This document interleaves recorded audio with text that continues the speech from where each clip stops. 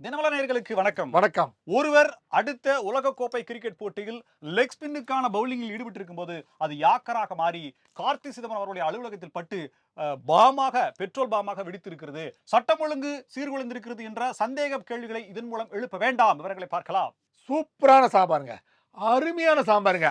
அப்படிலாம் பாராட்ட பெற்ற அந்த சாம்பார் சாப்பிட்டு 40 பேரு கவலைக்கு இடங்க. ஆனா, அத பத்தி நாங்க விளக்கமா சொல்றோம் அப்படின்னு அதிகாரிகள் சொல்றாங்க. அது என்ன விளக்கம்னு அப்புறம் பார்ப்போங்க. குறைந்தபட்சம் பட்டியல் சமூக மக்களினுடைய வாக்குகளுக்காகவாவது ஏதாவது செய்ய மாட்டாங்களா அப்படின்ற இருந்த நம்பிக்கையுமே போயிடுச்சுங்க என்று சொல்லியிருக்கிறார் பட்டியல் சமூகத்தை சார்ந்த மாபெரும் இயக்குனர், போற்றத்தக்க இயக்குனர் ப. ரஞ்சித் அவர்கள். 5 வருஷமா எங்க போனீங்கோ அப்படின்னு என்கிட்ட யாருமே கேட்கலன்னு சொல்லி ஒரு அமைச்சர் அந்த தொகுதிக்குள்ள போனதை பெருமையா சொல்லினுக்கிறாங்க. யார் அவங்க பார்க்கலாம். காடாறு மாசம், நாடாறு மாசம் தான் கேள்விப்பட்ட மாரி, இப்ப பார்த்தீங்கன்னா, நீ 2½ வருஷம், நான் 2½ வருஷம் அப்படின்னு சொன்னாங்களாம். ஆனா, அந்த டீல் ஒத்து வருமான்னு தெரியல. பார்ப்போம் அப்படின்னு பனையூர் பண்ணையார் சொல்லியிருக்காருங்க. என்னன்னு பொறுத்திருந்து பார்ப்போம். சமீபத்தில் கட்சி கொடியை வெளியிட்ட சசிகலா அவர்கள், ஐயா ராமதாஸ் அவர்கள் நேற்று இரவு சந்தித்து பேசி இருக்கிறார்கள். அரசியல் களம் அதிருதல்லவா? 4 முனை போட்டி என்று சொன்னீர்களே, இப்பொழுது 5 முனை போட்டியாக மாற வாய்ப்பு இருக்கிறதா? விவரங்களை பார்க்கலாம். போஸ்ட்மார்ட்டம் பண்ண டெட் பாடி ரோட்ல நடந்து போகுதுங்க அப்படின்னு சொல்லும்போது, அதெல்லாம் இல்லைங்க, நாங்க தான் எங்க பாடியை வச்சிருக்கோமேன்னு சொன்னேன். அது வேற பாடி, இது டெட் பாடின்னு சொல்ல, இதுல ஒரு மிகப்பெரிய குழப்பங்க. அது என்னன்னு பொறுத்திருந்து பார்ப்போம். இத பத்தி தான் இன்னைக்கு நான் பார்க்க போறோம். இது சைட்லைன்.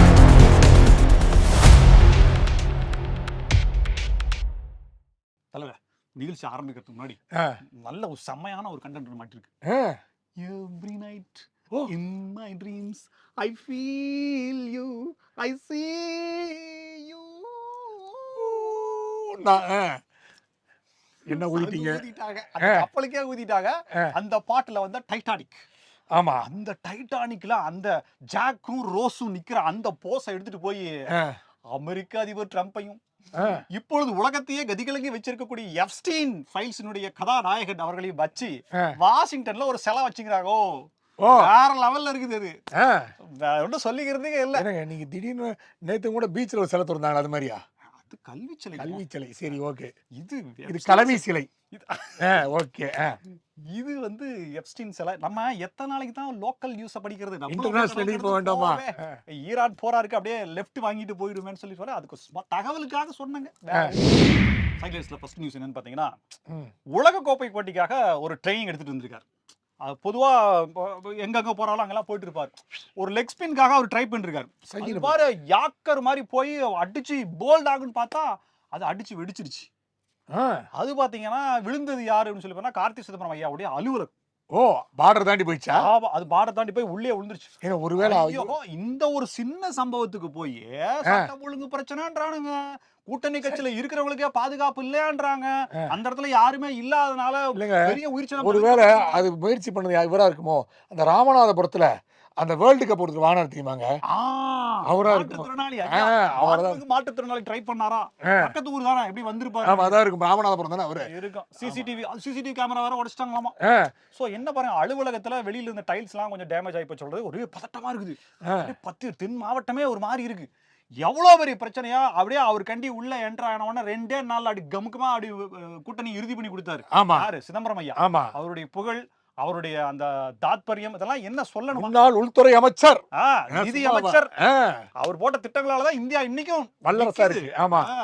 அப்படி இருக்கும்போது அவருடைய மகனுக்கு ஒரு பாதுகாப்பு இல்லையா? ஐயோ, காங்கிரஸ் கட்சிக்கு திமுக கொடுக்கும் மரியாதை இதுதான் சொல்லி வாய்க்கு வந்தபடி பேசினுக்கிறாங்க. யாருதான் குண்டு போட்டாங்களா? அப்போ தெரியல. அது என்னமோ சொல்றாங்க. இல்ல, என்னமோ சொல்றாங்க. அவர் 2-3 நாள் முன்னாடி வந்து அந்த அயத்துல்லா காமேனி பத்தி பேசினார் இல்லையா? அதுல இருக்கிற பிரிவினர் தான் வந்து குண்டு போட்டாங்க. அவன் வந்தா இந்த குண்டாங்க போடுவான். என்னங்க அவரோட இப்போ அவருக்கு வந்து இப்போ திருமாவளவன் பேசுறாரு, அமீர் பேசுறாரு, அது வைகோ பேசுறாரு. இப்பெல்லாம் அவன் அங்கிருந்தா வந்து பேசுறாங்க, இங்கிருந்தானே பேசுறாங்க. ஸோ அதே மாதிரி இங்கிருந்து யாராவது வந்து கோமேனியோட ஆதரவாளர்கள் இது மாதிரி போட்டுக்கலாம் இல்லையா? கண்ணீர் வெடித்து அமெரிக்க தூதரகத்தின் முன் நின்று இறைவனை இறைஞ்சினீர்களே, உங்களுக்கு கொடுக்கப்படும் மரியாதை எவ்வளவு தானா? ஐயோ ஆண்டவரே, இவர்களை கண்ணீரை துடையும் ஐயா. அப்போ ஒருத்தர் சொல்றாரு, சார் இந்த சிலிண்டர் விலை குறைக்கணும் 4 பேரை தான் சார் குறைக்க முடியுன்றாங்க. யார் அந்த 4 பேர்? நீங்க தான் குறைக்க சொன்னீங்க. ஆமா. அத குறைக்கிறீங்களா? அதே மாரி இன்னொருத்தர் 4 பேர் குறைக்க சொல்றாங்க. யார் அதுன்னா, சார் ஈரான்ட்ட போய் நேரா திருமாவளவன பேச சொல்லுங்க சார். அடுத்த நாள் அது சிலிண்டர் வந்துரும் சார். அதே மாரி வைகோ, வேணா எடுத்துட்டு போக அமீரு சொல்லுங்க. ஆமா. நிறைய நிக்குது. தூக்கிட்டு எதையாவது வந்துருவாரு. எடுத்துட்டு போங்க. அப்படின்னு சொல்லியிருப்பாரு. நீங்க போயிட்டு தேவையில்லாத ஆட்களெல்லாம் பேச வச்சுட்டீங்க இல்ல, அப்படின்னாரு. முதுகெலும்பு இல்லாத இந்திய அரசுன்றாங்க. ஆ. அமெரிக்கா பக்கம் போனா ஈரான்காரன் அடிப்பான். ஈரான் பக்கம் போனா அமெரிக்காக்காரன் அடிப்பான். இவங்க 2 பக்கமும் வேண்டாம். ரஷ்யா பக்கம் போனா அமெரிக்கா மறுபடியும் அது அடிக்குது. ஆமா. உக்ரைன் ஒரு பக்கம் அடிக்குது. இவ்வளோ எதுவுமே பிரச்சனை சாராம, தமிழகத்துல வந்துருக்கு. எதுவுமே தராம அப்படியே பாலிஷா அப்படியே போய் நிக்கிறது. அது ராசதந்திரமா? இல்ல இந்த மாதிரி வந்துருச்சு, போயிடுச்சு, எல்பிஜி ஆயிப்போச்சுன்னு சொல்லி நீங்க பாட்டுக்கு வாய்க்கு வந்து உருட்டி நிக்கிறீங்களே. தமிழ்நாட்டின் பிரதமரே பதில் சொல்வீரா? திடீர்னு கேமேனியோட இறுதி சடங்கு திருமாவளவன் போராடலாம் வர சொல்லிட்டாங்க. பகீல் சின்னங்க அங்கெல்லாம் வர போறாரா? அவ்வளவு ஸ்பான்சர் வருதோன்னு நினைச்சேன் நானும். நீங்க மட்டும் தான் பாட்டு பாடுவீங்களாங்க? நாங்களும் பாட்டு பாடுவோம். நல்ல பாட்டா பாடுங்க. மலையாள பாட்டு பாடுங்க. இல்ல. நீங்க இங்கிலீஷ் பாட்டா, நாங்களும் இங்கிலீஷ் பாட்டு. Sing in the rain, sing in the rain நாங்களும் பாட்டு போடுவோம்ல. அது மாதிரி ஒன்றும் நடக்கல. லோராங்குச்சி பாட்டு மாதிரி இருக்கு. இருந்தாலும் ஏங்க என்ன எவ்வளோ பெரிய படம் தெரியுமா அந்த படம்? அந்த பாட்டில் அந்த மழையில் அந்த ஹீரோ ஆடுவார் பாருங்க பிளாக் அண்ட் ஒயிட்டில். அந்த மழைக்காகவே என்ன பண்ணாங்களாம், அந்த பால் பவுடர்ல அதை மழை துளியாக போட்டு தண்ணியில் கலந்து மழையாக வர வச்சாங்களாம். அந்த விஷுவலைஸ் பண்ணுன்றதாக அந்த காலத்தில். அதுதாங்க வடிவேலு பாடி அந்த பாட்டை கேலி பண்ணிட்டாருன்னு வைங்க. ஸோ இப்போ என்ன விஷயம்னா, முதல்வர் அங்கிள் அந்த சாம்பார், ஐயோ சரவண பவன் சாம்பார் மாதிரியே இருக்கு. இதுதான் இந்த கிஸ் வச்சிருக்காங்க அப்படின்னு சொன்னாங்கல்ல, அந்த கிஸ் வாங்கினாங்கல்ல, கொடுத்த காசுக்கு மேல கூணி என் கொய்யா. இப்ப அதே சாம்பார்ல ஏங்க பச்சை மிளகாவை காணா, முள்ளங்கியை காணா, கேரட்டை காணா, பள்ளி இருக்காங்க. எத்தனை கோயம்புத்தூர் நாளைக்கு தான் இந்த முள்ளங்கியும் சாம்பார் முருங்காயும் போடுவீங்க? ஒரு நான்வெஜ் சாம்பார் அதுக்கு ஆசைப்பட்டு நான்வெஜ் கொடுத்துட்டாங்க. என்னன்னா கோயம்புத்தூர்ல இருக்கிற கவுண்டம்பாளையம் அங்க பகுதியில் இருக்கிற ஒரு பள்ளியில சாப்பாடு போட்டுட்டு இருக்கும்போது சாம்பார்ல அப்படி கிண்டி எடுத்தாங்க. ஒரு பள்ளி வந்து நிக்குது. அதுல பள்ளியா ஓனானா அப்புறம் தான் தெரியும். இவங்க பள்ளின்னு சொல்லி முடிச்சிட்டாங்கன்னு வைங்க மேட்ரை. அரணையா இருந்ததுன்னா இன்னும் அவ்வளவுதாங்க ஆபத்து. வேற ஸோ லெவல்ல. அதை குழந்தைகள் சாப்பிட்டு கிட்டத்தட்ட 30 குழந்தைகள் மயக்கமடைந்து மருத்துவமனையில் அனுமதிக்கப்பட்டிருக்கிறார்கள். பெற்றோர்கள் போயிட்டாங்க. இந்த நேரத்துல தும்முனா கரெக்டா இருக்கும். ஆக வெல்வோம் ஒன்றாக ஒருத்தரையும் பின்விட மாட்டோம். நீங்க ஒருவரையும் பின்தங்க விட மாட்டோம். மாட்டோம். அது மாதிரி இந்த சாம்பார் எவ்வளவு செஞ்சிருக்கோன்னு சொல்லி 1.43 கோடியை போட்டு கல்விக்கு செலவச்சே ராசா. ஒரு பள்ளிக்கு அதுல ஒரு வச்சியா? 2 லட்சம் ரூபாயில அந்த சமையல் செய்யறதுக்கு ஒரு கூட கட்டி கொடுத்துருக்கலாமே ராசா. அதான், நினைச்சு நாங்க கல்வி சந்தோஷப்பட்டுருமே. கல்விக்கு வச்சியே கடைசியில் பள்ளியில கொண்டு விட்டிய மேட்ரு அப்படின்ற மாதிரி சொல்லிட்டாங்க. இப்போ வந்து அங்க அதிகாரி சொல்லியிருக்காங்களாம், நாங்கள் என்ன முடிவு செய்திருக்கிறோம் என்றால் எல்லா பள்ளியிலும் ஆய்வு செய்து இதுபோல் நடக்காமல் பார்த்து கொள்வோம். ஓ இதெல்லாம் நடந்தப்பறம் தான் பண்ணுவாங்க போட்டிருக்கவங்க அப்படின்னு கேட்க வேண்டிய சூழ்நிலை இருக்குது. காஞ்சிபுரத்தில் தான் தங்கப்பள்ளி வெள்ளிப்பள்ளிக்கு பிரச்சனைன்னா இங்கே சாம்பார்லேயும் பள்ளிக்கு பிரச்சனையான்னு கேட்குறாங்க. பெரிய 53,000 கோடி ஒதுக்கிறாங்க தலைவர் இந்த 2026 இது பள்ளி எடுக்கிறதுக்கா? 2026 2027 நிதியாண்டுல ஆ பள்ளிக்கல்வித்துறைக்கு மட்டுமே 53,000 கோடி ஒதுக்கிருக்காங்க. எங்கயா போச்சு? அந்த காசெல்லாம் எங்கடா பண்ணீங்க, என்னடா பண்ணீங்கன்னு கேட்டா ஒண்ணுமே தெரியல. இந்த ப்ரீ கேஜி, எல்கேஜி, யூகேஜின்னு சொல்லிட்டு ஜெயலலிதா காலத்துல ஓபன் செய்யப்பட்டது. ஆமா. இதுல எல்லாம் ஆசிரியர்கள்லாம் வந்துட்டு அவங்களுக்கு சரிய சிக்கலா இருக்கு, சேர்க்கை குறைவா இருக்குன்னு சொல்லிட்டு அந்த ஸ்டாண்டர்ட் அப்படியே நிறுத்திட்டு ஃபர்ஸ்ட் ஸ்டாண்டர்ட்ல இருந்து மறுபடியும் ஜாயின் பண்றாங்களாமா. ஆனா அந்த ஆசிரியர்களுக்கு வேற வேலை கொடுக்குறாங்களாமா. ஓ இப்ப அதுல கம்மியா இருக்குதாமா. ஆனா ஆசிரியர் சம்பளம் கொடுக்க முடியலையாமா. ஆனா அவங்களுக்கு வேற வேலை வாங்கிக்கோங்களாமா. வேலை வாங்கி சம்பளம் கொடுக்காம எப்படி அப்படின்றது பலருக்கு பயங்கர குளறுபடிங்க. பாவம் அவருக்கு அசிகரம் பண்ற வேலையே தலைக்கு மேல இருக்கிறதுனால ஒரு நாள பாவம் ஏங்க ஒவ்வொரு இடத்துல போயிட்டு தாவேக்காரங்களா அழுதுக்க வேண்டிய பெரிய விஷயமா இருக்குது. ஏன் இப்போ இவன் கட்சிக்காரங்க சாகுறாங்களா அங்கே போக மாட்டேங்கிறாராம். தாவேக்கா மட்டும்தான் போவேன்னு சத்தியம் பண்ணியிருக்காராமே. ஆமா, அடிபட்டவன போய் பார்த்தார்ல. இந்த ப்ளூ பண்பாட்டு மையம், அவர் யாரு? நீலம் பண்பாட்டு மையம் யாரு? அரசியல்வாதி சொன்னா எங்களுக்கு தெரியும். ஏங்க அவரு என்ன எவரும் சமூக செயற்பாட்டாளர், ஏங்க இயக்குனர், பட்டியல் சமூகம் யாரு பேரு சொல்லு man. Who is the name? அதெல்லாம் சொல்ல முடியாது. நீலம் பண்பாடுனாலே அமைச்சருக்கே தெரியும். அவன் அமைச்சர் தான் சொன்னாரு. சொல்லுப்பா அரசியல்வாதியாப்பா? அவர் அரசியல்வாதியா? சும்மா பேர்லாம் சொல்றேன் எனக்கு தெரியாது யாரு அப்படின்னு சொல்லிட்டு போயிட்டாருல. ஆமா. அதுக்கப்புறம் கொஞ்ச நாள் கழிச்சு என்ன சொன்னாரு? மேலே நீலம், கீழே நீலம், அங்கே நீலம், சொட்டு நீலம் அப்படிலாம் சொன்னார்ல அவரு அமைச்சரு. இப்ப சொல்லுங்க அவரை பத்தி. அந்த பண்பாட்டு மையத்தை அந்த வச்சிருக்கக்கூடிய அதே ஜித்து தான் இப்போ ஒரு அப்படியே புலம்பலா ஒரு விஷயம் சொல்லிருக்காரு. பட்டியலின மக்களுக்கான அடக்குமுறை, ஒடுக்குமுறை, அநீதி அப்படிங்கிறது நாளுக்கு நாள் அதிகமாயிட்டே வருது. தபார் இன்னைக்கு எடுப்பாங்க, தபார் நாளைக்கு எடுப்பாங்க, தபார் சரியாயிடும், தபார் எலெக்ஷன் வந்துருச்சு, இனிமேல் பார்ப்பாங்கன்னு சொல்லி இருந்த நம்பிக்கை கொஞ்சம் கொஞ்சமா போயிட்டே இருக்கு. பாதுகாப்புங்கிறதே இல்ல. ஒரு லாக்அப்ல இருக்கிற நபர் மரணம் அடைகிறாரு. கிட்டத்தட்ட 24 நபர்கள் மரணம் அடைஞ்சிருக்காங்களே. என்ன சட்டம் ஒழுங்கு அப்படின்ற கேள்வி வருது. நம்பிக்கையே இல்ல. எங்கள் மக்களுக்கான விடிவு காலம் பிறக்கும் அப்படின்ற ஒரு துளி கூட எங்களுக்கு இது இல்லைன்ற மாதிரி வெளிப்படையா பேசியிருக்காரு. அவரோட பயிற்சி பள்ளியிலிருந்து ஒரு மாணவர் வந்தாருங்க. அவரை பத்தி கண்டிப்பா சொல்லணும். ம். பபாசி இருக்கு தெரியுமில்ல, ஆமா. அங்க வந்து மீட்டிங் நடந்துட்டு இருக்கு. ம். நடந்துட்டு இருக்கும்போது அவர் ஒருத்தர் வந்து ஒரு வீரமா நின்றுருக்காரு. சமோசா கொடுத்தாங்களா? நாங்க வந்து நீலம் அப்படின்னாரு. சரிங்க, நீலம் பச்சை ப்ளூலாம் இருக்கட்டும், இப்போ என்ன உங்க பிரச்சனை? நாங்க குட்டைங்கன்னு என்ன ஒரு பிரச்சனைனா, எங்களுக்கு 8 ஸ்டால் வேணும் அப்படின்ட்டு இருக்காப்புல. அவர் சொன்னாப்ப 8 ஸ்டால்லாம் நாங்கள் எங்கேருந்து வந்திருக்கோம் தெரியுமில்ல, எங்கேருந்து வந்தாலும் 8 ஸ்டால் கொடுக்க முடியாதுப்பா, என்ன ஒதுக்குறாங்களோ அந்த ஸ்டால் தான் சொல்ல முடியும், இதுதான் தொகை, போய் வாங்கிட்டு வாப்பான்னு இருக்காப்புல. எங்கிட்டயே பணம் கேக்குற நீ? ஸ்டால் இல்லை அப்படின்னு நேராக போயிருக்காரு. அவங்க நீங்கள் சொன்ன அவர்கிட்ட போயிட்டு செக்கை வாங்கிட்டு வந்துட்டாரு. வாங்கிட்டு வந்து செக்கை கொடுத்த உடனே தலைவர் அதிர்ச்சி ஆகிட்டாருங்க. ஏன் தெரியுமா? ஆ. பேர் எழுதுற இடத்துல அமௌண்ட் எழுதியிருக்காங்க. ஐயோ! ஐயோ, இவர் பயிற்சி பட்டறையில வந்தவர் இப்படியா இருக்காரு அப்படின்னு எல்லாமே வருத்தப்பட்டாங்க. என்னங்க நீங்க உங்க பயிற்சி பட்டறையில வராங்க, ஆவேகா கட்சியில ஒரு 10 வருஷம் இருந்திருப்பாரு போல. உங்க பயிற்சி பட்டறையிலிருந்து வரவங்க எவ்வளவு சிறப்பா இருப்பாங்க. நீங்க தங்கலான் போன்ற படமெல்லாம் எடுத்திருக்கீங்களே, எவ்வளவு புரட்சியை சொல்லியிருக்கீங்க நீங்க.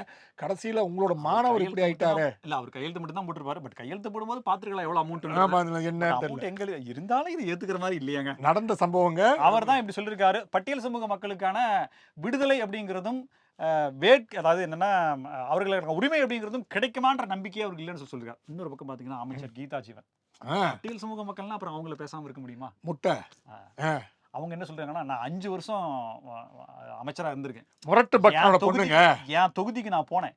என்ன யாருமே இப்ப ஏன் வந்தீங்கன்னு சொல்லி கேள்வியே கேட்கல. ஏன் வரவே இல்லையே அப்படின்னு கேட்டாங்களா? இல்ல இப்ப ஏன் வந்தீங்க அப்படின்னு கேட்டிருப்பாங்க. மேடம் இதெல்லாம் வந்து நீங்களே எடுத்து கொடுக்குற மாதிரி இருக்கு. சரி, இதே மற்ற அமைச்சர்களுக்கு இதெல்லாம் கேள்வி கேட்பாங்க.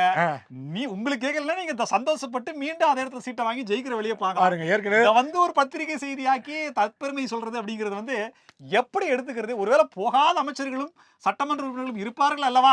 மனசு குத்தாதா? மீண்டும் தேர்தலை காரணம் காட்டி அங்கு செல்லலாம் அல்லவா? அவர்களுக்கு மீண்டும் இந்த தேர்தலில் சீட்டு கொடுக்கலாம் அல்லவா? இல்லைங்க, அவர்களுக்கு இந்த கேள்வி வந்தா அந்த பெண் இளங்கோ இதெல்லாம் போட்டு வச்சிருப்பாருங்க. இவெல்லாம் சொல்லி வச்சிருக்காரு. பெண் இளங்கோ இந்த அம்மா சரியா இல்லையா அப்படின்னு இருப்பாரு. ஐயோ பேர் போயிடுச்சே, நம்ம ஏதாவது சொல்லியானு சொல்லியிருப்பாங்க. அவங்களால ஒண்ணும் முடியல. என்ன யாருமே கேள்வி கேட்கல. 5 வருஷமா எங்க படிங்கன்னு யாருமே கேட்கல. அவ்வளவு செஞ்சிருக்கேன் தொகுதி மக்களுக்கு பெருமையாக சொல்லி இருக்கிறார்கள். இப்படி ஒரு அமைச்சரா காமராசர் காலத்தில் கூட இல்லை என்று மக்கள் பெருமிதம். செய்தி போட்டுங்கப்பா, எடுத்துக்கோ அப்படின்றாங்கல்ல. காடார மாசம் நாடார மாசம் கேள்விப்பட்டிருக்கீங்களா? கேள்விப்பட்டிருக்கேன். எதுக்கு சொல்றாங்க? விக்ரமாதித்தன் அந்த கதை இருக்குல்ல, அதுல என்னன்னா அவர் முருங்க மரத்துல வேதாளம் ஏறினோம். தன்னோட ஆட்சி காலத்தை விரிவுபடுத்தணும் அப்படின்றதுக்காக அப்படி இருந்தா 2000 வருஷம் ஆகலாம் அப்படின்ற மாதிரி பண்ணாங்க. அதே மாதிரி 1995 பாஜக கூட்டணி, அதாவது பிஎஸ்பியோட வரும்போது 1997 95 அமைஞ்சு 97 வந்து நீ 6 மாதம் நான் 6 மாதம்னாப்புல மாயாவதி. ஃபஸ்ட்டு மாயாவதி 6 மாதம் இருந்துட்டாங்க.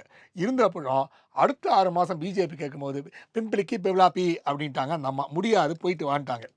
அந்த ஃபார்முலாவை இப்போ வந்து தாவேகா தலைவர்கிட்ட கொடுத்துருக்காங்களாம். என்னன்னா, எப்பேற்பட்ட விஷயத்தை நீங்க எவ்வளவு காமெடியா சொல்றீங்க. எவ்வளவு ஒரு ஸ்ட்ராட்டஜியா ஆட்சியில் பங்கு அதிகாரத்தில் பங்கு அப்படிங்கிறது எங்க கொண்டு வச்சிருக்காரு பாத்தீங்களா?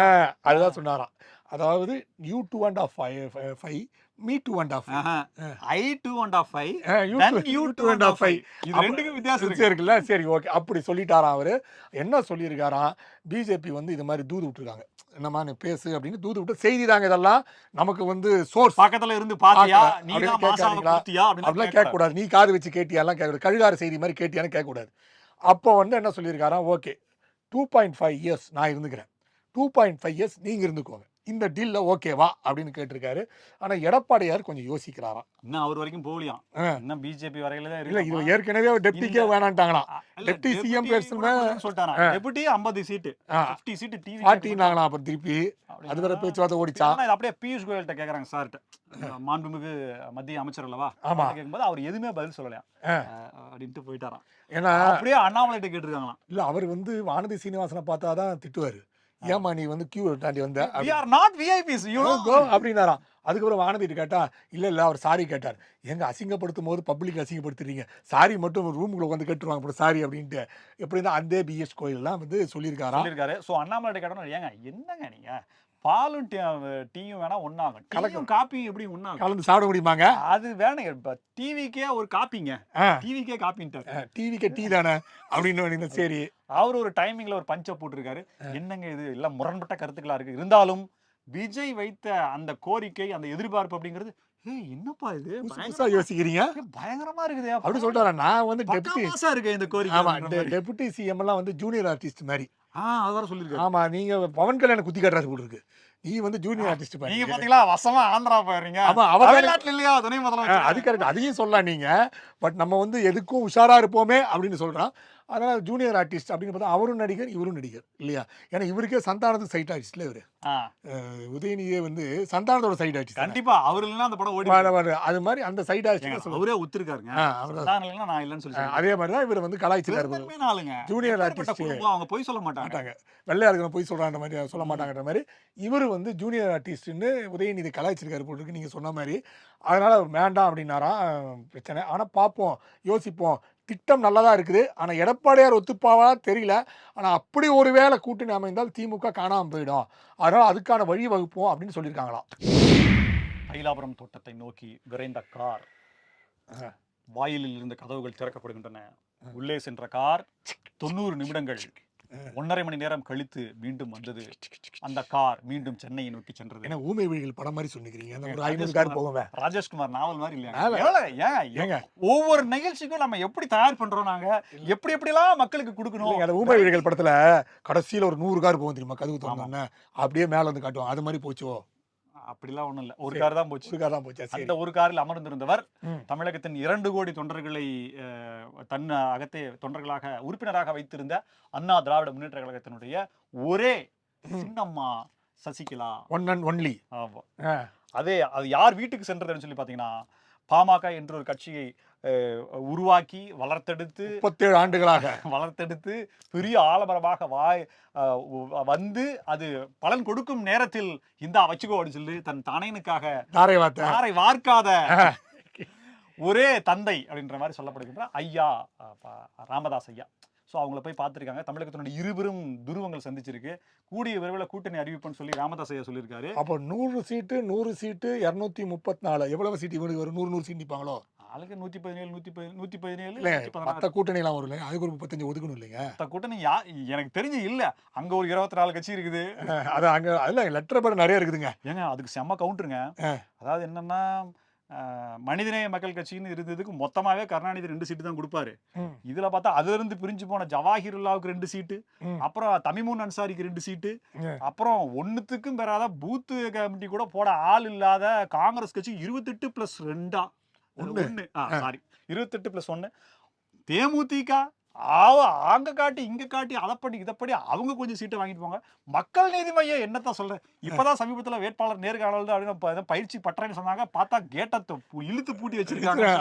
அவரே தேட்டர் தானே நடத்துவாரு. அவருக்கு சீட்டு பத்தாத்துக்கு கருணாசன் ஒருத்தர் வந்தாரு, அவருக்கு ஒரு சீட்டு. ஏங்க திராவிட அது என்னங்க டிவிக்கு அவரு டிவிக்கு வச்சிருக்காங்க மல்லையா, மல்லை சத்யா அவரு வேற. இப்போ அதிமுக ஓபிஎஸ் ஐயா கூட இருந்தவங்க எல்லாமே தனித்தனியா போயிட்டாங்க. 3 பேரு தனித்தனியா போயிட்டாங்க. அவங்க 3 பேருக்கு தனித்தனி சீட்டு.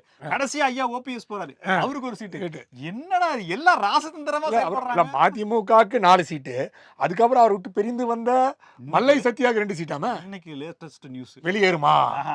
நாங்கள் காம்ப்ரமைஸ் செய்து கொள்கிறோம், எங்களுக்கு சீட்டு குறைவாக கொடுத்தாலும் பரவாயில்லை, உதயசூரியன் நிக்க மாட்டோம், நாங்க வந்து சொல்லல, குறைவாக கொடுத்தாலும் பரவாயில்லைன்னு சொல்லிருக்காங்க. இல்ல 4 காரணம் என்ன? 4 சீட்டு உதயசூரியன், நாங்க 2 சீட்டு தான் தரோம்னா நீங்க தனிச்சு நில்லுங்க. 2 சீட்டு ஓகே அப்படின்ற மாதிரி சொல்லிட்டார் போல இருக்குது. தீப்பெட்டி சின்னத்துல நிப்பாங்களோ திருப்பி அப்படி சொல்லிருக்காங்க இருக்குது.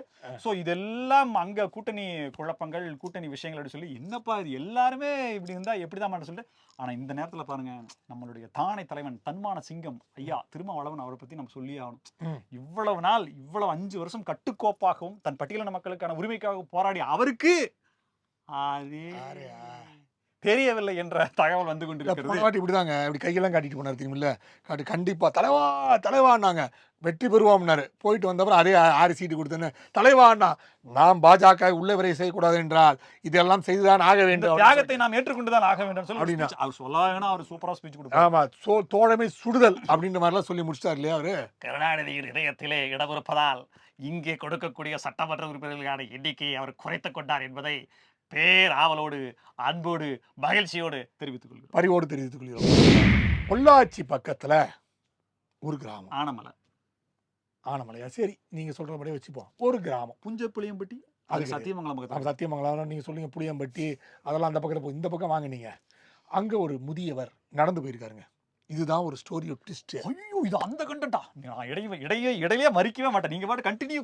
ஏங்க இப்படி சொல்றீங்க? ஏன்னா சூப்பரான ஸ்டோரிங்க அது. ஆமா. அது ஒரு ஃப்ளோல போனா தான் நல்லா இருக்கும். முதியவர் நடந்து போயிருக்காருங்க. நடந்து போயிட்டே இருக்கும்போது திடீர்னு காணாம போயிட்டாரு.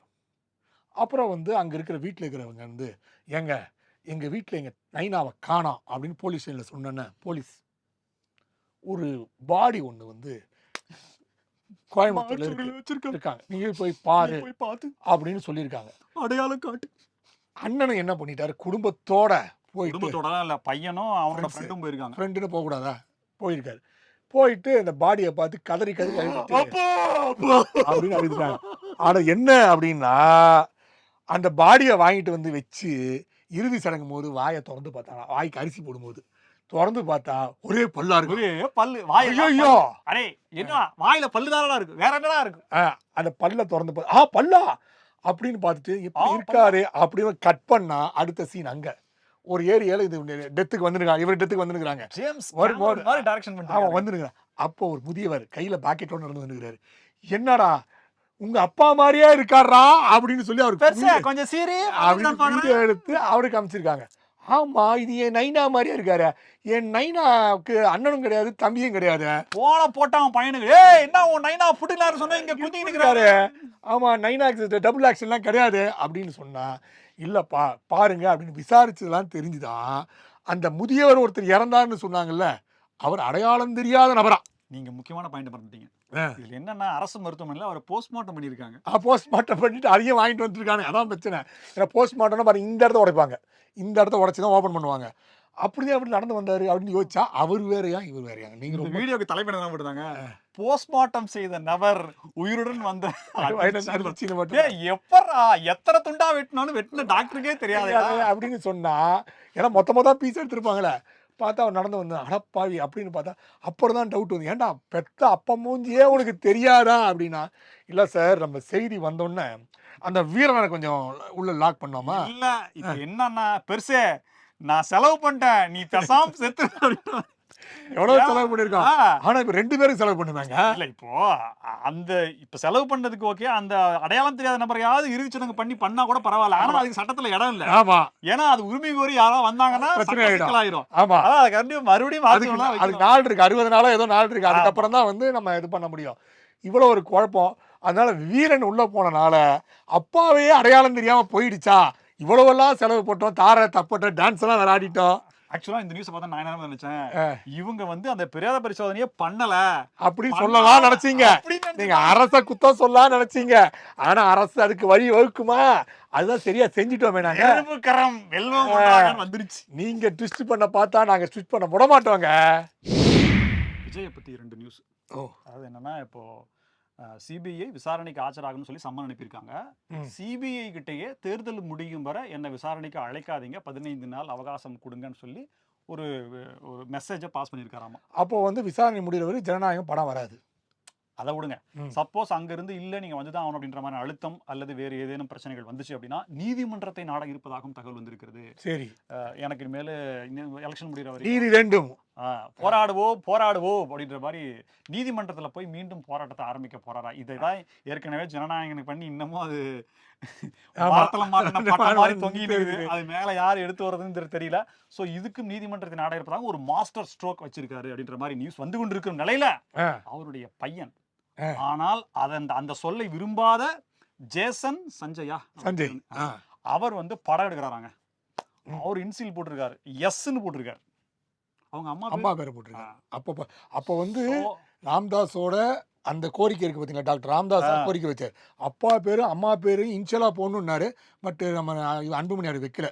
அவங்க அம்மா பேரும் கூட சரஸ்வதி, அது வைக்கல. அவரு டாக்டர் ராம்தாஸ் தான் வச்சாரு. அவரு சர்டிபிகேட் எல்லாம் மாத்தணும். பட் ஆனா இவரு தன்னுடைய அந்த படத்துக்கான அறிவிப்பு வெளியாகும் போது அந்த போஸ்டர்லயே வந்து எஸ்ன்னு தான் இன்ஷியல் போட்டிருக்காராமா. எந்த விதத்திலையும் தனக்கு தன்னுடைய தந்தையினுடைய அடையாளம் தேவையில்லைன்ற ஒரு படத்துல கூட டான்ஸ் ஆடினாருங்க தம்பி. நான் என்ன சொல்றேன், இது அவர் உண்மையா விரும்புறாரு அப்படின்னா அவர் வந்து கோலிவுட்ல வந்து அவர் ட்ரை பண்ணக்கூடாது. அவர் மல்லிவுட்லயோ அல்லது சாண்டல்வுட்லயோ அங்க ஏதாவது போய் நீங்க அவர் ட்ரை பண்ணி தன்னுடைய திறமையை நிரூபிச்சு ஒரு ராஜமௌலிக்கு நிகராகவும், இன்னும் சொல்ல போனால் பாலிவுட்ல யாரு அவங்களுக்கு நிகராகவும், ஹிந்தியில ஒரு மிகப்பெரிய பிளாக் பஸ்டர் துரந்தர் வந்தது இல்லையா, ஆ. துரந்தரை விட பிளாக் பஸ்டர் ஹிட் ஒண்ணு கொடுத்துட்டு அதுக்கப்புறம் அவங்க அப்பாவை திரும்பி இதுதான் பார்க்க அப்பா வச்சிருந்தாரு அப்படின்னு அப்படின்னா, சொல்லிருக்கணும்.